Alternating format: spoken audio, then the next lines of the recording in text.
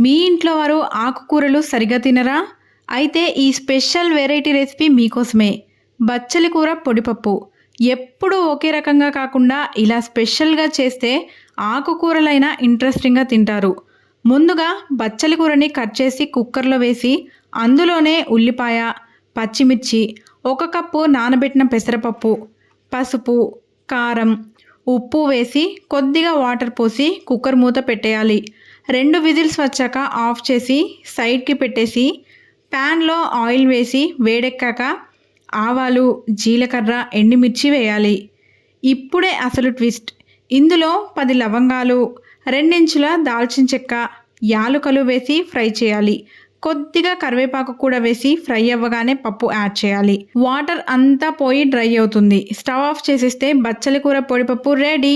Super టేస్టీగా ఉంటుంది. ఒక్కసారి ట్రై చేసి కామెంట్ చేయండి. Thanks for watching.